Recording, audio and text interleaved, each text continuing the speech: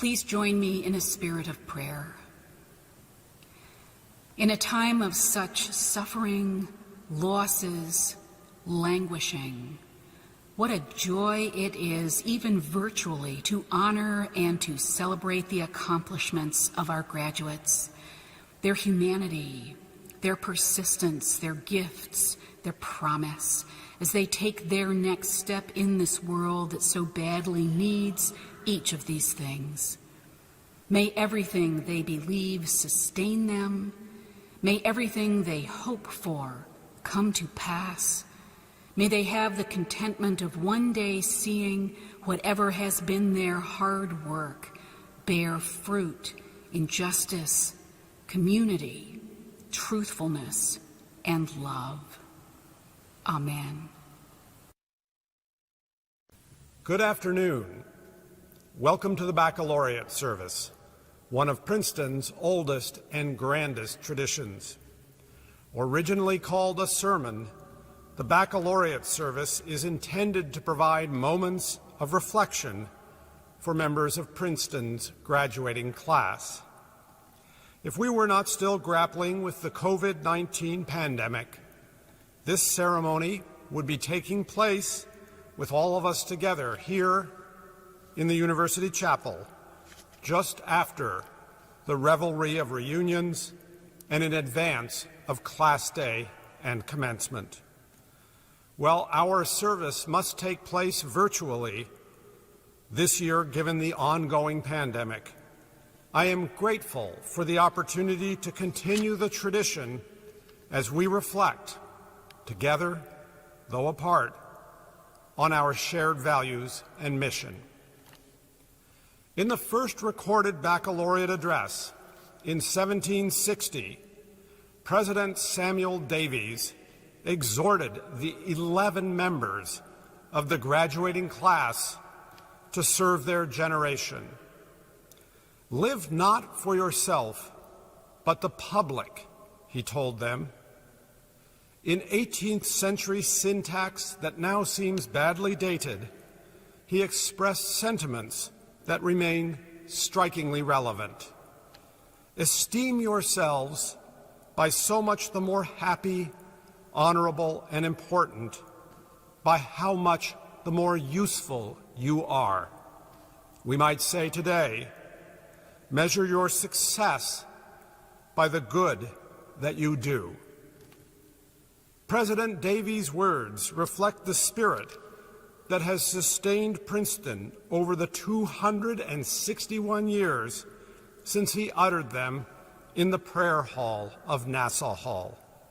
All Princetonians take great pride in our shared mission to be in the nation's service and the service of humanity. It is a mission you upheld in many ways during your time here. Some of you engaged in direct service, volunteering with the PACE Center in the communities surrounding Princeton, participating in service projects, whether in person or virtual, or serving within the university as a student leader.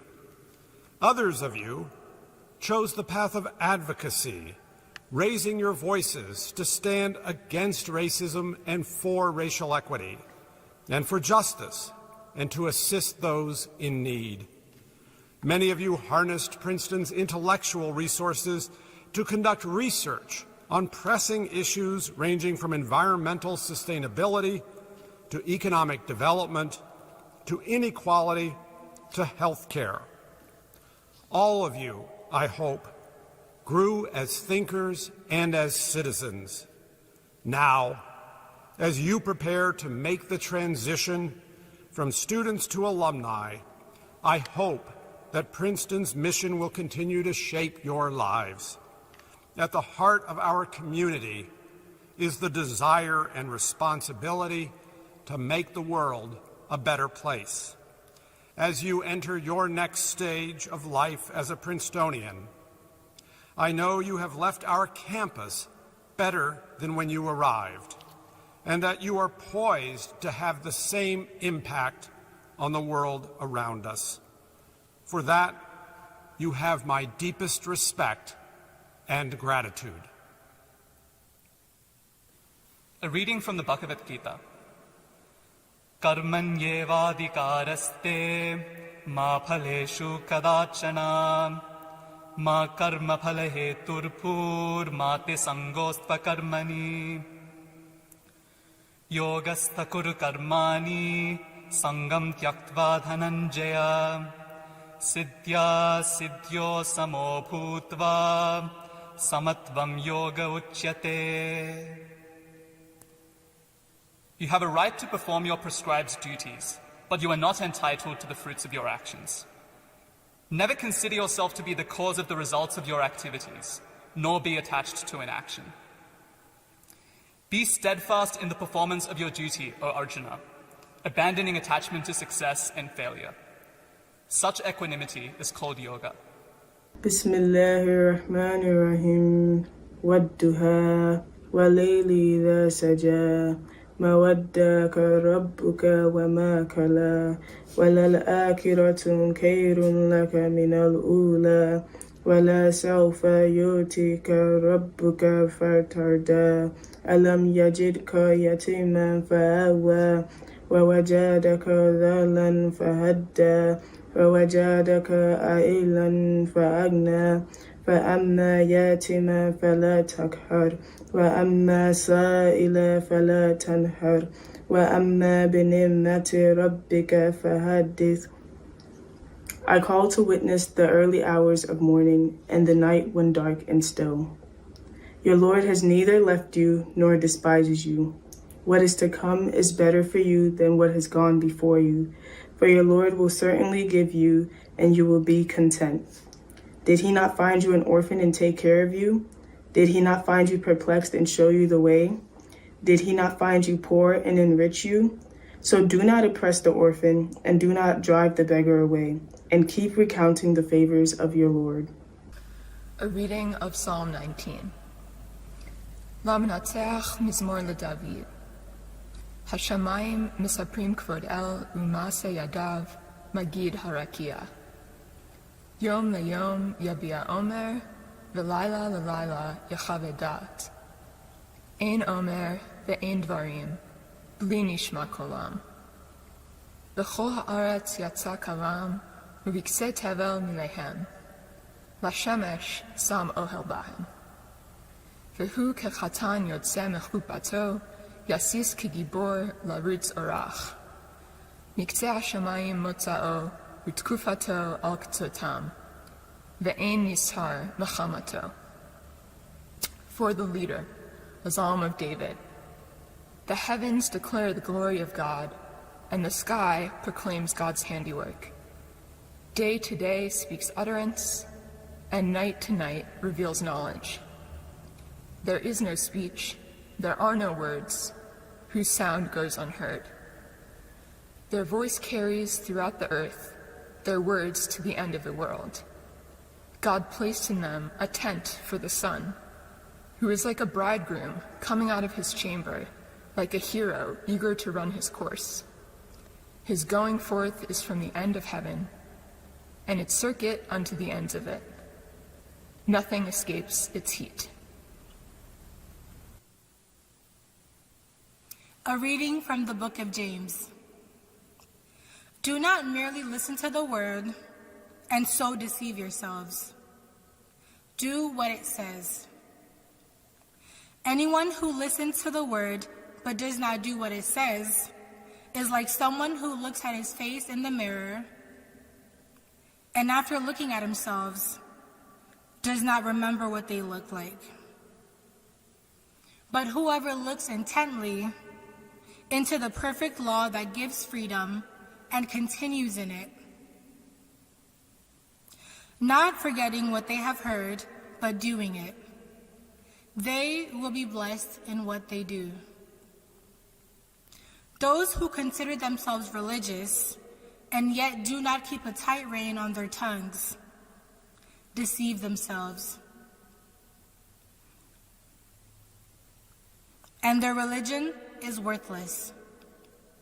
Religion that God, our Father, accepts as pure and faultless is this: to look after orphans and widows, in their distress and to keep oneself from being polluted in the world. Here ends the reading.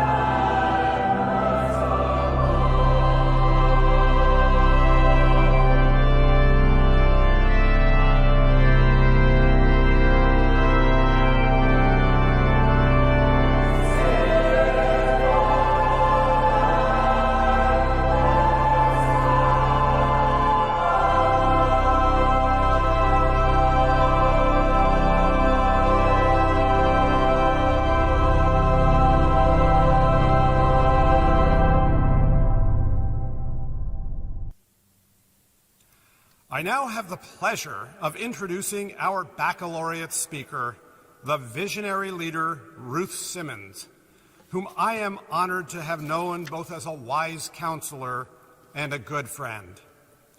Ruth is among the greatest leaders in higher education, with an extraordinary ability to encourage and inspire people and institutions to become the best possible versions of themselves. Over the course of her unparalleled career, Ruth has served as a transformative president for Smith College, for Brown University, where she became the first female president at Brown and the first black leader of an Ivy League university, and now for Prairie View A&M University. At these institutions and beyond, she has driven progress to expand college access and opportunity, to strengthen and promote academic excellence, and to enhance diversity, equity, and inclusion.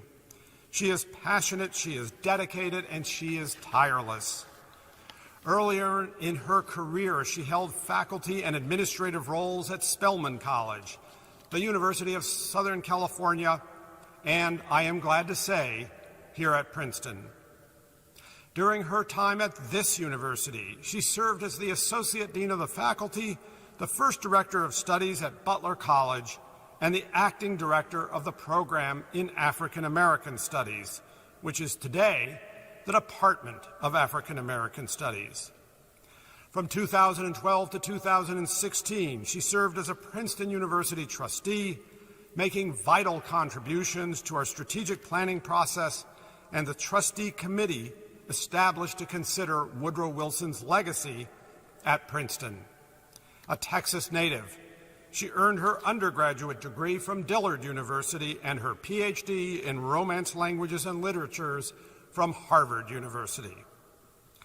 2 years ago, I had the pleasure of joining Ruth in a panel discussion about higher education as part of the 2019 Thrive Conference celebrating Princeton's Black alumni.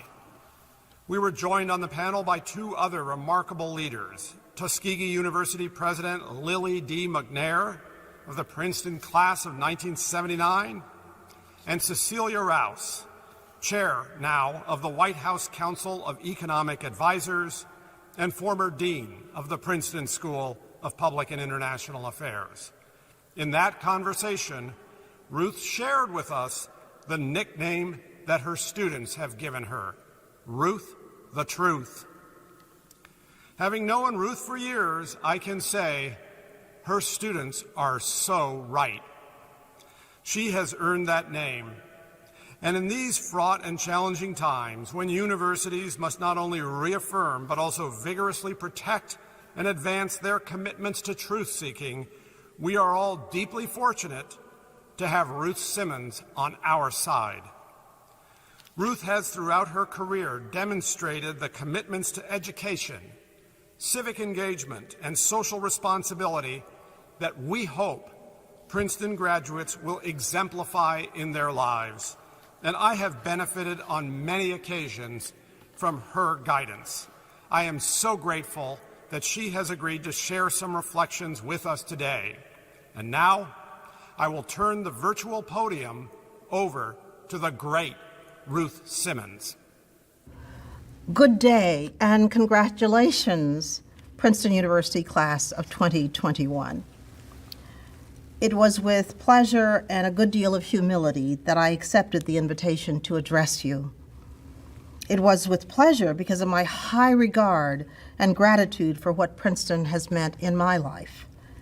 It was with admiration for the many ways the university has evolved during my lifetime, expanding greatly on its commitment to ideals of high purpose and service. While I'm not able to stand at the ceremonial oaken lectern in Princeton's magnificent collegiate Gothic chapel to deliver this address, I can assure you that I am there in spirit as I visualize all of you celebrating the end of your time at Princeton and the beginning of important life journeys. Were I in the chapel today, instead of standing on my own campus at Prairie View A&M University, I would once again marvel at such a creation, inspired by iconographic stonework and carvings from the Middle Ages on the one hand and post-revolutionary France on the other. The architect's homage to Princeton's motto reflects well the way in which the university and society as a whole evolves, taking from different traditions and periods, a means to understand our current times. I'm excited to imagine the many ways that you will carry on this tradition, bravely serving a world in urgent need of change, insight, and comfort. I first arrived at Princeton, a refugee from Los Angeles, where I had been Associate Dean of the Graduate School at the University of Southern California. The implementation of the college system at Princeton piqued my interest. What must it be, I thought at the time, to emphasize to such an extent the importance and artful design of the undergraduate community of learning? I must say I knew at an instant that I wanted to be part of such an experiment, for I had long understood how powerfully important these years of study can be in one's life. As a child of poverty who never imagined even being able to attend college, my own discovery that learning could be as enabling and transformative as I found it to be as an undergraduate changed the direction of my life in a powerful way. You see, I was born on a large plantation in East Texas where my parents were sharecroppers. Education in rural Grapeland in the 1940s and 50s was a luxury that my family of 12 children could ill afford, because for children to attend school on a regular basis meant, frankly, fewer hands to work in the fields.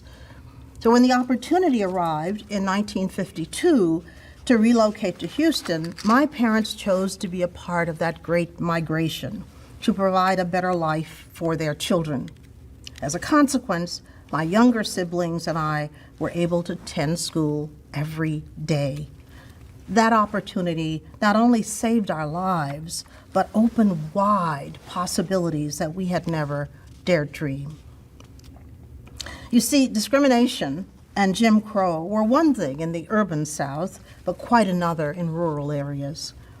The rules of racial segregation and discrimination were stricter in rural areas, and the enforcement of violations of the code of segregation were often more brutally enforced.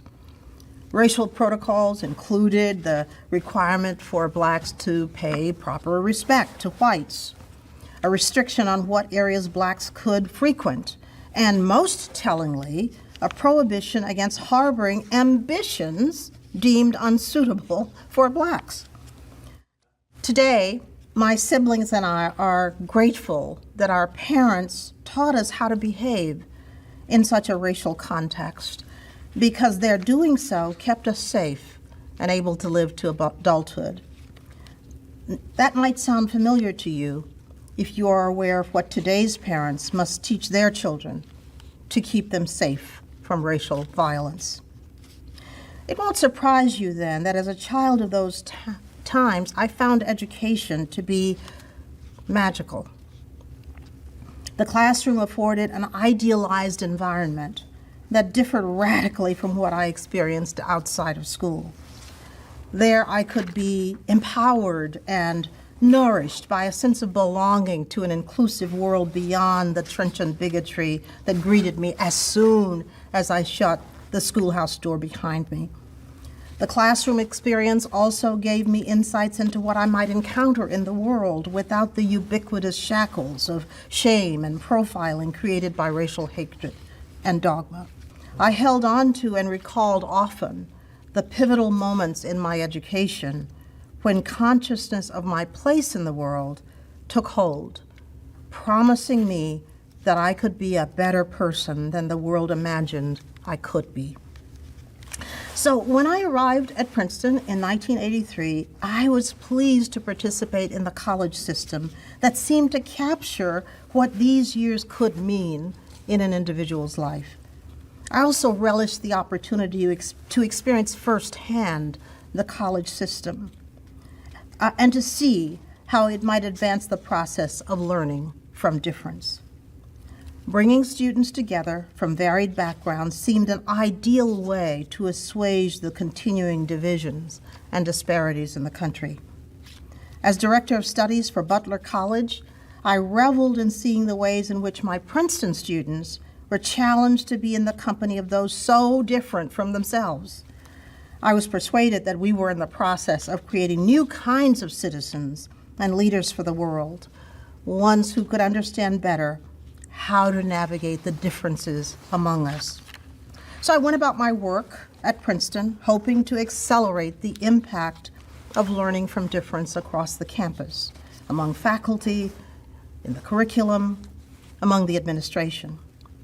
Needless to say, in that period, there was much good work to do, addressing the way that minorities were stopped on campus by public safety, pushing for more women to be hired and compensated fairly, promoting strong women's studies and African American studies programs, and diversifying the faculty.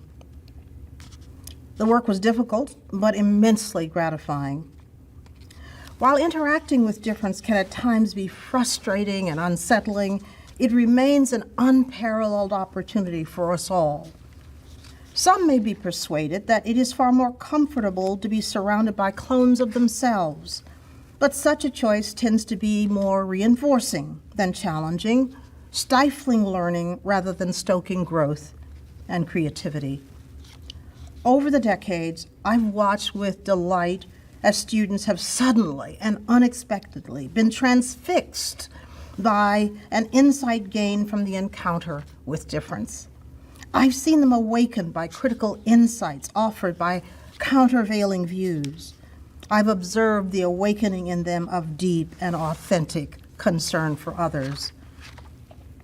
As a Black woman, I never really expected men or whites to understand or be concerned for my welfare.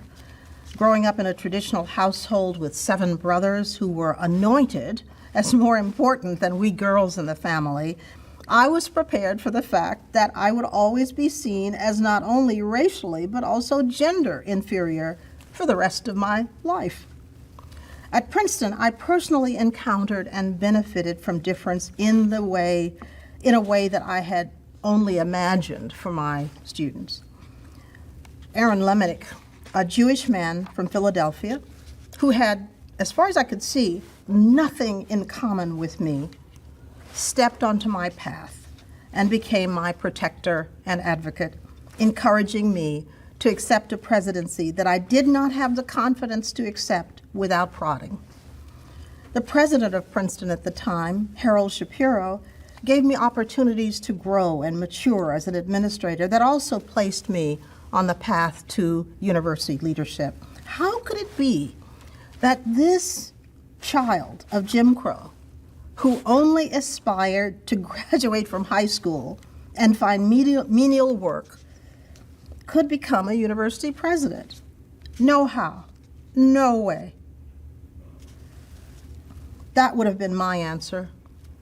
However, these 2 men, so different in background from me, went to the trouble to see that path for me. It was they who encouraged me to be confident of my ability to lead. Such is the gift of difference. We cannot always predict the race, gender, religion, or identity of the individuals who will have the greatest impact on our lives. Appreciating that fact can open avenues of growth and achievement that lead to a life of extraordinary benefits. A diverse environment also offers passageways to enlightened surface. Opening our minds to the many ways in which others contribute to understanding our world is just one benefit of a diverse environment, but the greatest benefit is the way in which such an environment can help us understand how to build mutually respectful and safe communities in which we acknowledge and care for one another through times of trial and adversity. Our country is in the throes of such a period. There are those who wish to repropagate notions of racial superiority.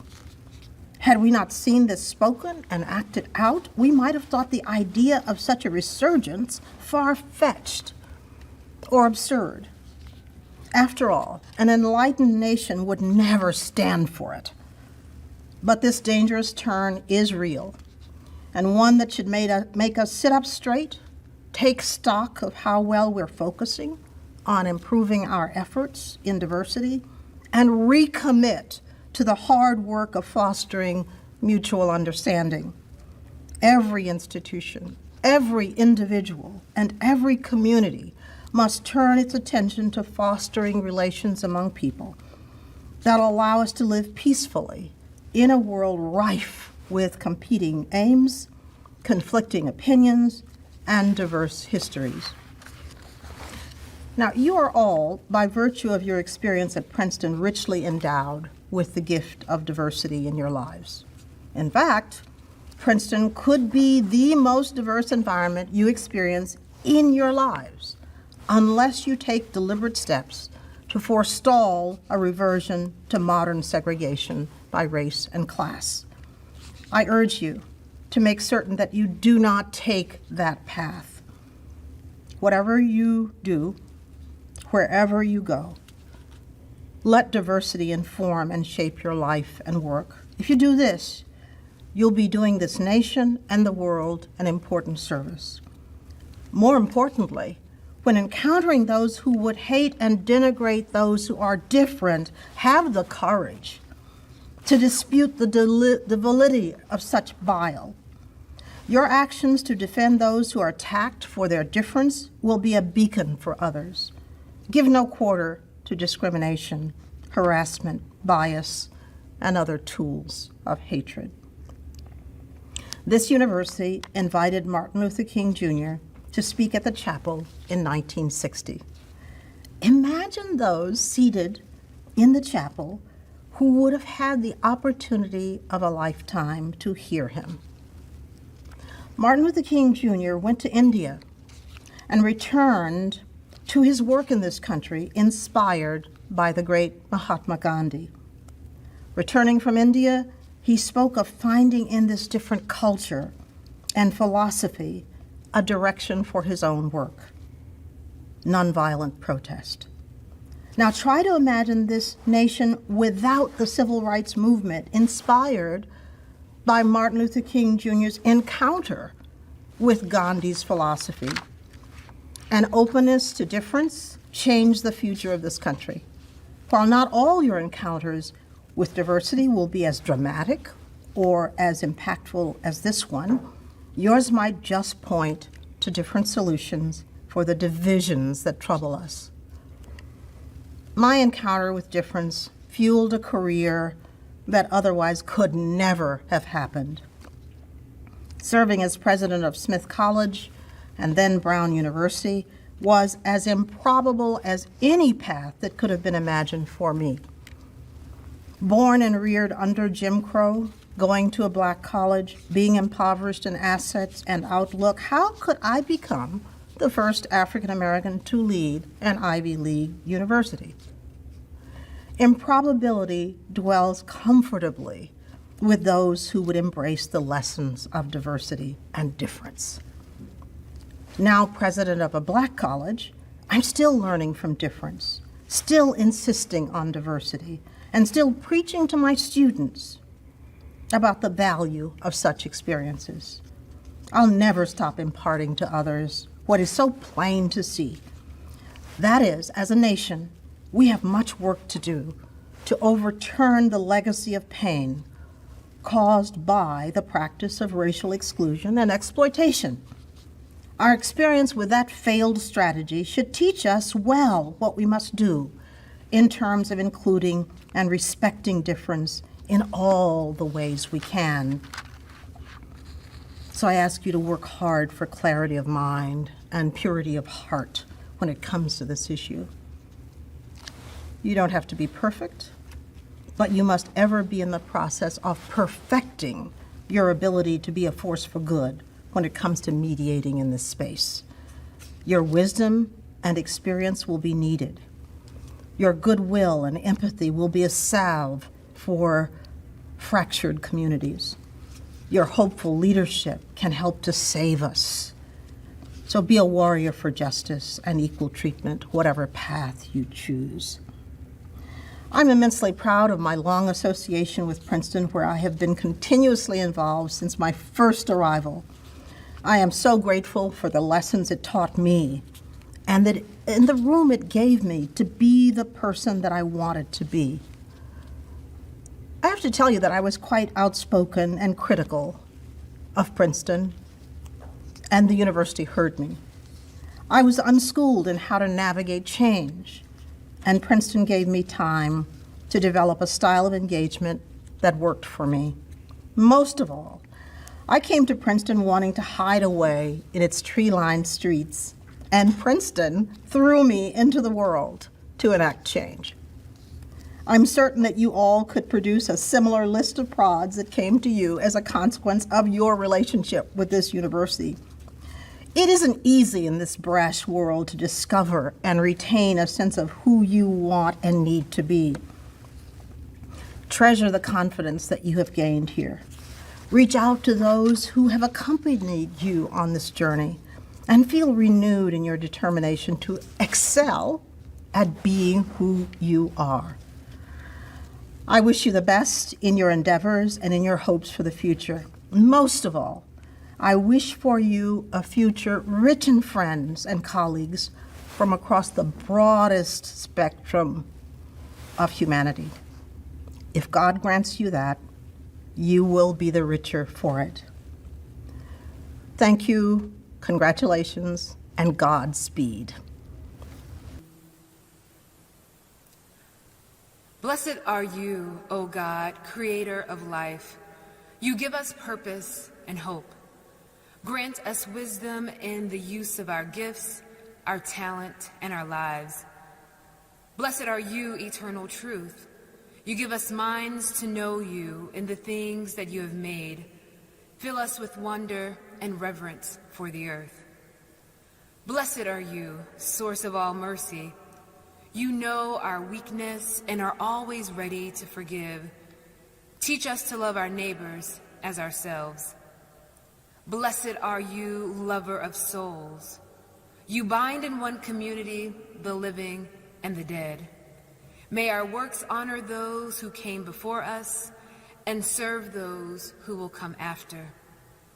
Blessed are you, wellspring of all wisdom. Guard this university and all who serve it.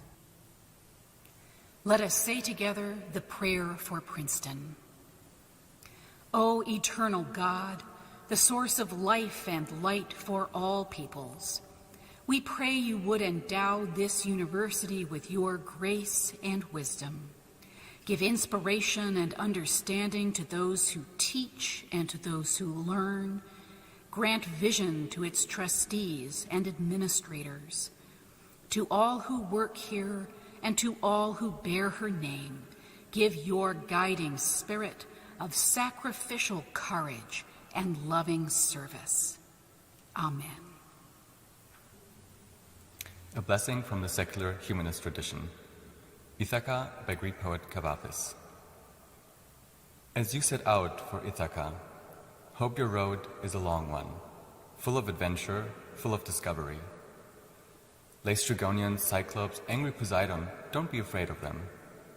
You'll never find things like that on your way, as long as you keep your thoughts raised high, as long as a rare excitement stirs your spirit and your body. Laestrygonians, Cyclops, wild Poseidon, you won't encounter them unless you bring them along inside your soul, unless your soul sets them up in front of you. Keep Ithaca always in your mind. Arriving there is what you're destined for. But don't hurry the journey at all. Better if it lasts for years, so you're old by the time you reach the island, wealthy with all you've gained on the way, not expecting Ithaca to make you rich.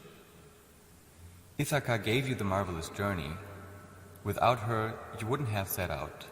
She has nothing left to give you now. And if you find her poor, Ithaca won't have fooled you. Wise as you will have become, so full of experience, you'll have understood by then what these Ithacas mean. A blessing from the Buddhist tradition. Phenomena are preceded by the heart, ruled by the heart, made of the heart. If you speak or act with a corrupted heart, then suffering follows you, like the wheel that follows the foot of the ox that drives the carriage. A blessing from the Latter-day Saint Church. We believe in being honest, true, chaste, benevolent, virtuous, and in doing good to all men. Indeed, we may say that we follow the admonition of Paul. We believe all things, we hope all things, we have endured many things, and hope to be able to endure all things. If there is anything virtuous, lovely, of good report, or praiseworthy, we seek after these things.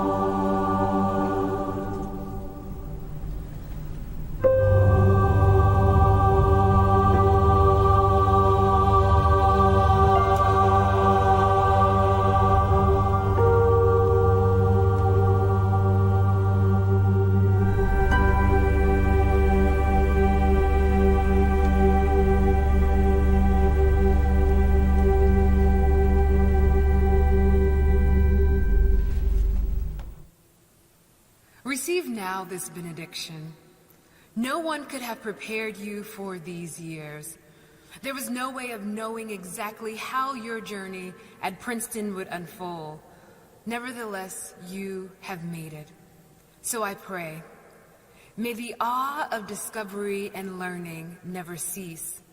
May you be blessed with curiosity about the world, your neighbor, and yourself.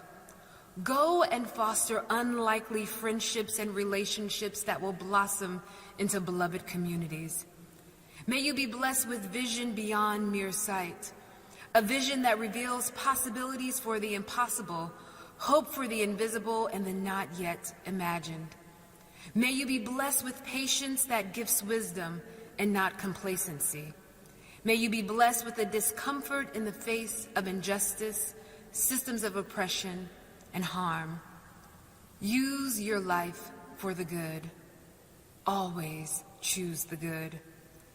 And may you practice gratitude and forgiveness. Laugh until you cry, sing, dance, and live with your hearts wide open. Live now. Your undergraduate studies at Princeton University are complete. Well done. You have made it. Amen.